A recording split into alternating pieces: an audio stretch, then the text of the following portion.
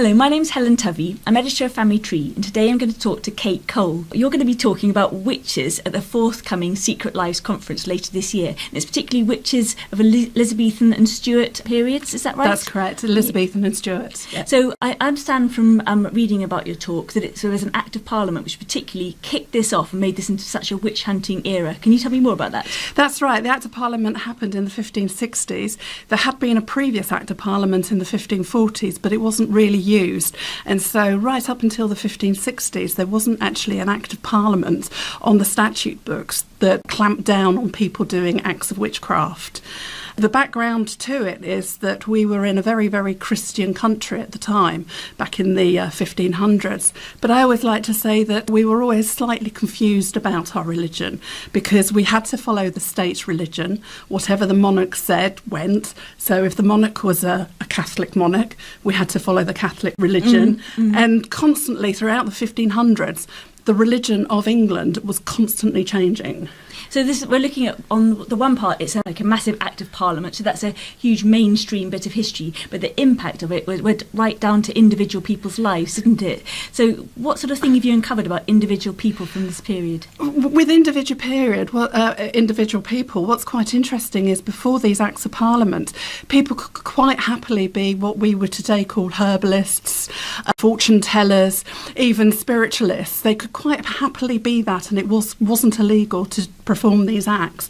And then all of a sudden that became illegal. Yeah. So what we find happening, particularly in country areas, is that what you might want to call craft that has been handed on down through the generations, and mothers and daughters have learned at the knees of their grandparents maybe, it was all suddenly clamped down upon and it all became very illegal. Yeah, and so it's communities, I think, got together almost to witch hunt people, didn't they? And so what would happen if you were accused of witchcraft? What sort of punishments might happen to you? What was the next step on the journey? There were several stages. You might end up in one of the religious courts if you had done a lesser crime. So if they just sort of vaguely suspected you of being a witch, but they didn't really have any real concrete proof that what you were up to, you might end up in for example, one of the archdeacon's courts or one of the ecclesiastical courts.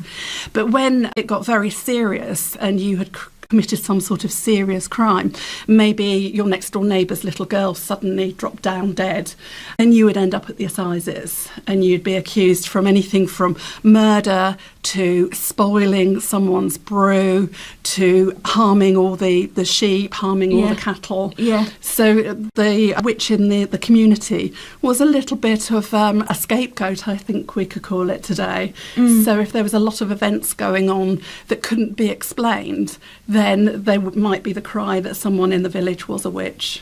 Yeah, and what sort of sources have you found really helpful in your research? There's several sources. First of all, we have the formal court records, so we do have the assize records, but they can often be quite dry and they can often be quite hard going because you don't really know what's happened. All you can see is that someone has been accused of being a murderer by witchcraft and has maybe murdered someone, but you don't get down to the real heart of the community matter. Yeah. But fortunately for us in the 1500s, there were a lot of broadsheets printed and a lot of pamphlets, and it seems that what happened, particularly where I live in Essex, what happened with the Essex trials is people who were a little bit on the make decided to start writing up what was happening. Yeah. And they came into London, normally around St Paul's, and around St Paul's Cathedral they had their broadsheets printed off, and then they raced back into Essex just in time for the witch to be hanged. Yeah. And they handed out these pamphlets. Yeah. So these pamphlets,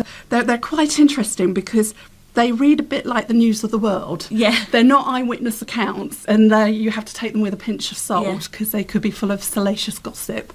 But it tells you what's happening in the community itself. And just a little way back, you're talking about saying someone, but I always get the feeling it's typically women. So do you feel like women had a particularly hard time during this era? Certainly women more. I would say figures of something like 80-90%.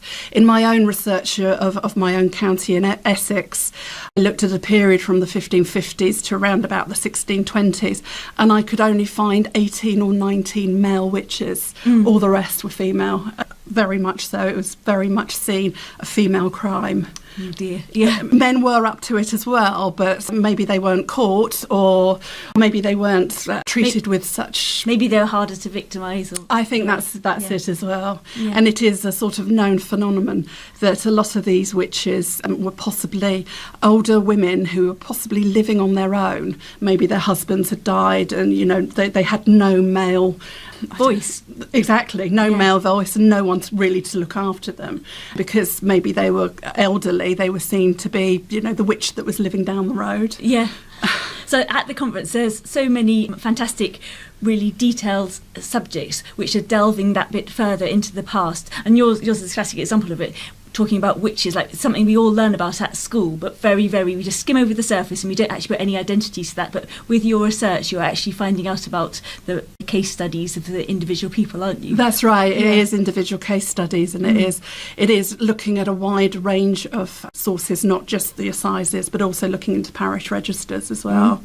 Yeah, sounds very interesting. And what are you particularly looking forward to from the conference over the weekend?